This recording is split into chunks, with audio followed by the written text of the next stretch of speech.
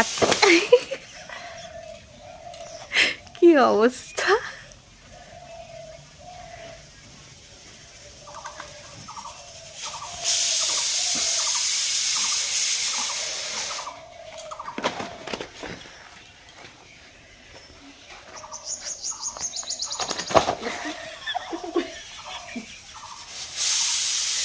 দেখা পায় না তখন মাছটা লাফিয়ে ওঠে। বড় না মাছটা,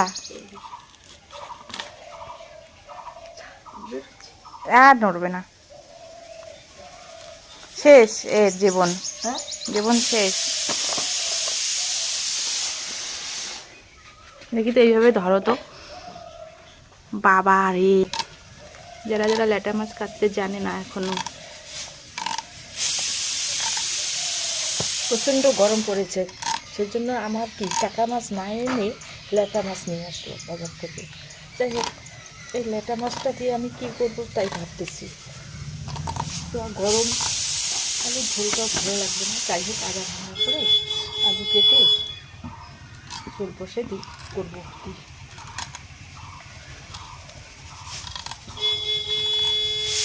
গরম পড়েছে। ওই বড় মাছটা আগে কাটো মা। আরে সবে কেটে নেবো রে, কতক্ষণ লাগবে মাছ কাটতে। আমার এদিকে সে কাঁচা কলা ভাজা হয়ে গেল, তোর বাবা কাঁচা কলা ভাজতেছে, আর এদিকে বেগুন ভাজা। মা কোনটা কাটবো কোনটা না? ওই যে বড় মাছটা কাটো। বড় মাছটা কাটবো। দেখি দেখি এরকম করো তো।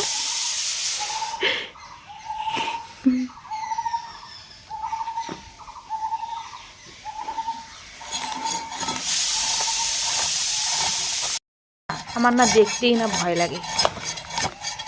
তুই তো কাটতেই পারবি না। আমার তো দমে নেই, আমার তো ধরতেই পাবো না আমি, সেই ভয় লাগে আমার এগুলো। আমার তোমার এত সাহস কেমন করে হলো? আমি সব পারি। কেমন করে এত সাহস হলো তোমার? আমাকে ভগবানের সাহস দিয়ে দিচ্ছি। দেয়।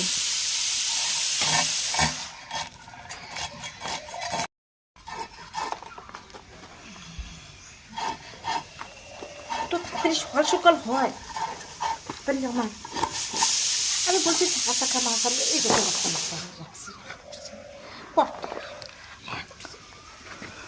এই শাখা শাখা মাছ ভালো লাগে।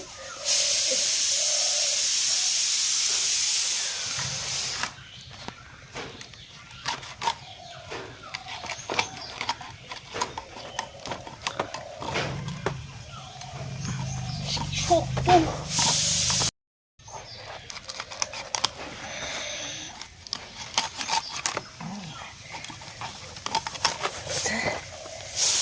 শেষ।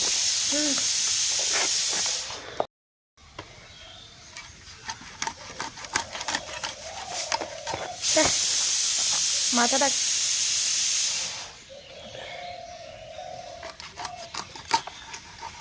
মা, চাকা চাকাগুলো কি বড় বড় রে।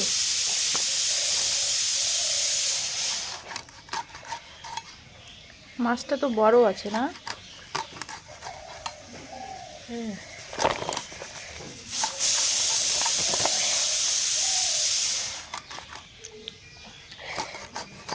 প্রেসারে কি বসিয়ে দিয়েছো? আলু বসে দিছি। আমি বেগুন ভাজা করতেছি তো বাবা। বেগুন ভাজা, কলা, কাঁচা কলা ভাজা হলেই হলো। মাছটা কয় পিস হলো এখানে?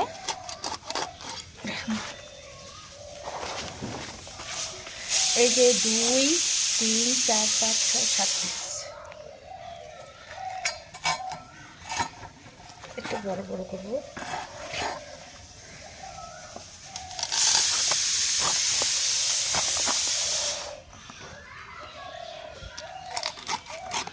আমার মা কত সুন্দর মাছ কাটতে পারে,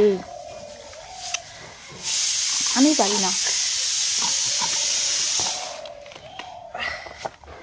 না লাগিয়ে গেল না।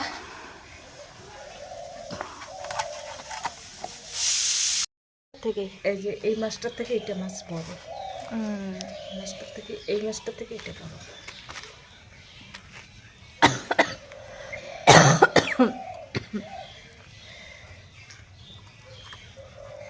মাথাটা কি খাওয়া যায়? হ্যাঁ,